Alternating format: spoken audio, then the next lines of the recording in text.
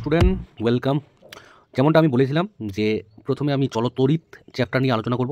তো আজকে lecture number 1। আজকে যেটা পড়াবো সেটা হচ্ছে চলতরিৎ বা ইলেকট্রিসিটি সম্বন্ধে, কারেন্ট ইলেকট্রিসিটি। খুব ইন্টারেস্টিং চ্যাপ্টার, শুধুমাত্র যে মাধ্যমিক স্তরের ছেলে না, যে কোনো লোকেরই ভালো লাগবে কারেন্ট সম্বন্ধে। অ্যাকচুয়ালি কারেন্ট কি? কারেন্ট হচ্ছে যেগুলো আমরা ব্যবহার করছি দৈনন্দিন জীবনে, কারেন্টের উপযোগী কিছু ব্যবহার আমরা সবাই জানি। যেমন ইলেকট্রিক বাল্ব, তোমার বাড়িতে বাল্ব জ্বলছে, টিউবলাইট জ্বলছে। দেখো তুমি যেখানে এখন মোবাইল দেখছো, মোবাইলটা চালাচ্ছ, সেটাও ইলেকট্রিসিটির সাহায্যে, যেহেতু এখানে কোনো একটা ব্যাটারি লাগানো আছে। তাছাড়া তুমি যদি গ্রীষ্মকাল আসছে ফ্যান চালাবে, টিভি চালাবে, ফ্রিজ, এসি, তুমি যে ট্রেনের মাধ্যমে যাতায়াত করো, সেই ট্রেন, বড় বড় কলকারখানা, সব কিছুই কিন্তু মূলে রয়েছে ইলেকট্রিসিটি। সেই ইলেকট্রিসিটি সম্বন্ধে আমাদেরকে জানতে হবে, সেটাকে বাংলাতে বলছে চলতরিৎ। তো ইলেকট্রিসিটিতে প্রথম যে টার্মটা তোমাদেরকে জানতে হবে, আমি ডাইরেক্ট চলে যাচ্ছি না কোনো পড়াতে, টার্ম বিশ্লেষণ করব, তবে তোমরা বুঝতে পারবে যে ব্যাপারটা কী। প্রথম যে টার্মটা তোমরা শুনবে সেটা হচ্ছে চার্জ বা আধান। তাহলে আধান বা চার্জ কী, সেই জিনিসটা আমাদেরকে জানতে হবে, ঠিক আছে? তো আধান যদি বলি, তো আধান যেটা তোমাদের বইয়ে লেখা আছে সেটা হবে, তড়িৎ-আধান হলো বস্তুর এমন এক ভৌত ধর্ম। আবার বলছি, তড়িৎ-আধান হলো বস্তুর এমন এক ভৌত ধর্ম যার জন্য বস্তুটিকে কোনো তড়িৎগ্রস্ত বা অনাহিত বস্তুর উপর বল প্রয়োগ করে। বোঝা গেল? তাহলে আবার বলছি, তড়িৎ-আধান হলো বস্তুর এমন এক ভৌত ধর্ম, এটা কিন্তু ভৌত ধর্ম, যার জন্য বস্তুটি কোনো তড়িৎগ্রস্ত বা অনাহিত, অর্থাৎ যেটা তড়িৎগ্রস্ত নয়, বস্তুর ওপর বল প্রয়োগ করে অ্যাকচুয়ালি। এইবারে বহু বড় বড় টার্ম এগুলো। ব্যাপারটা যদি ভেঙে বলি যে আধান অ্যাকচুয়ালি কী, দেখতে পাচ্ছ পৃথিবীর যত জিনিস আছে, যত তোমার মোবাইল, বই, খাতা, যে বেডে তুমি থাকো, মানে বেড ইউজ করো, বা চেয়ার, বেঞ্চ, টেবিল, সব কিছু কিন্তু পদার্থ বা সাবস্টেন্স দিয়ে তৈরি। সেই সাবস্টেন্সগুলো যদি ভাঙা হয়, সেগুলো আবার অণু দিয়ে তৈরি। অণু অর্থাৎ মলিকুল, ছোটো ছোটো ছোটো ছোটো অণু। তুমি দেখবে একটা চককে যদি ঘষি, দেখ না, ছোটো ছোটো ছোটো ছোটো ডাস্ট পাওয়া যায়, সেগুলো অ্যাকচুয়ালি অণু। আরও ছোটো ক্ষুদ্র অণু হতে পারে। তাহলে অণুগুলো আবার কতগুলো পরমাণুর সমন্বিত, অর্থাৎ কতগুলো পরমাণু দিয়ে তৈরি হয় অণু। এবার চলে আসি আমরা পরমাণুর গঠন সম্বন্ধে। যদি একটা পরমাণুর গঠন সম্বন্ধে যদি একটা ধারণা দিই, তাহলে যদি কী বললাম, পরমাণুর মধ্যখানে থাকে নিউক্লিয়াস। তাহলে এটা যদি নিউক্লিয়াস হয়, নিউক্লিয়াসের চারিদিকে কিন্তু আমার ঘুরতে থাকবে ইলেকট্রন। যদি আমি বলি, তাহলে এইখানে কিন্তু এইভাবে ইলেকট্রন ঘুরছে। এগুলো হচ্ছে সব ইলেকট্রন, ধরো সাপোজ।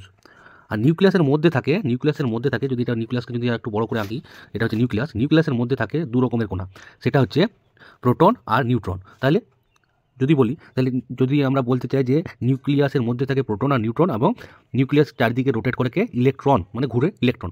এইবার পরমাণুর এটা হচ্ছে গঠন। তাহলে পরমাণু কী দিয়ে গঠিত? পরমাণু গঠিত হচ্ছে প্রোটন, নিউট্রন আর ইলেকট্রন, এই তিনটে কণা দিয়ে তৈরি হচ্ছে পরমাণু। এইবার আমি যেটা পড়াতে চাইছিলাম প্রথম থেকে, যে এদের ভ্যালু, সেটাকেই বলছে আধান। কি? আধান। ওকে, এইবারে এই আধানের ইংরাজি হচ্ছে চার্জ। আধানের ইংলিশ হচ্ছে চার্জ বা আধান। এদের কি আধান? প্রোটন সবসময় পজিটিভ আধান হয়, ইলেকট্রনও হয় নেগেটিভ, এবং যে নিউট্রন আছে সেটা কোনো রকম পজিটিভ বা নেগেটিভ হয় না, সেটা হয় নিস্তড়িৎ। এইবার আশা করছি অনেকেরই আধান সম্বন্ধে একটু ধারণা হলো। আধান জিনিসটা যদি পাতি বাংলায় বলি, তাহলে ব্যাপারটা কি দেখো। আধান কি না, আধান মানে হচ্ছে একটা পদার্থের ধর্ম। যেমন ধরো আমি যদি বলি এই মার্কারটা, তো এই মার্কারটার একটা ভর আছে, এটা হচ্ছে এই মার্কারের একটা ধর্ম। আমি যদি বলি এই মার্কারটার কালার কি, তুমি বলবে মার্কারের একটা অংশ হচ্ছে সাদা, তার মানে এটা হচ্ছে মার্কারটার একটা ধর্ম। ঠিক সেই রকমই যে কোনো পদার্থের একটা ধর্ম হচ্ছে যে তার মধ্যে আধান আছে না নেই এটা বোঝা। এবার তুমি কি করে বুঝবে যে কোনো একটা পদার্থের মধ্যে আধান আছে না আধান নেই? যেমন দুটো আধানগ্রস্ত কণাকে যদি আমরা পাশাপাশি রাখি, তাহলে তারা আকর্ষণ করে বা বিকর্ষণ করে। আর আধানহীন কণাকে পাশাপাশি রাখলে তারা আকর্ষণ বা বিকর্ষণ করে না। যেমন দুটো মার্কারকে তুমি পাশাপাশি রাখো, এরা কিন্তু আকর্ষণ বিকর্ষণ করবে না। কিন্তু দুটো প্রোটনকে পাশাপাশি রাখো, তাহলে দেখবে তারা কিন্তু পরস্পরকে আকর্ষণ বা বিকর্ষণ করছে। এবার এখানে আর কিছু বেসিক ইনফরমেশন কি না, যেমন আধান দু রকমের হয়ে থাকে, একটা হচ্ছে ধনাত্মক আধান, একটা হচ্ছে ঋণাত্মক আধান। এক্সাম্পল নিতে পারো তুমি, যে ধনাত্মক আধান মানে হচ্ছে প্রোটন, আর একটা ঋণাত্মক আধান মানে হচ্ছে ইলেকট্রন। আধানকে সাধারণত বইয়ে আমাদের কিউ সিম্বল দিয়ে লেখা হয়, আর আধানের একক হচ্ছে কি না কুলম্ব। তার মানে আধান কি বুঝলে, আধান হচ্ছে একটা ধর্ম, যেই ধর্মের জন্য দুটো আধানগ্রস্ত কণা পরস্পরকে আকর্ষণ বা বিকর্ষণ করে। একটা সিম্পল উদাহরণ দিই আধান ব্যাপারটা বোঝার জন্য। দেখবে চিরুনি সবাই ব্যবহার করেছো। সেই চিরুনি যখন আমরা মাথাতে ঘষতাম, যদি কাগজের টুকরো মাথাতে ঘষার পর যদি দেখতাম যে কাগজের টুকরোকে এ কিন্তু নিজের দিকে আকর্ষণ করছে। এই আকর্ষণ করার মূল কারণ হচ্ছে আধানের আদান প্রদান। আমি কি বললাম, পৃথিবীতে যত জিনিস আছে, অর্থাৎ তোমার হাতে যে মোবাইলটা আছে সেটাও, এবং মোবাইলের যে কভার লাগানো আছে সেটাও আধান দিয়ে তৈরি, অর্থাৎ পরমাণু দিয়ে তৈরি, প্রত্যেকটা আধান বিশিষ্ট। মনে রাখবে, প্রত্যেকটাতে কিন্তু সমপরিমাণ আধান থাকে, তার জন্য ওটা স্টেবল অবস্থায় থাকে, মানে কোনো পরিবর্তন তার মধ্যে হয় না। অর্থাৎ যদি প্রোটন যতগুলো থাকে, ইলেকট্রন সংখ্যা ততগুলোই থাকে, সমপরিমাণ থাকে।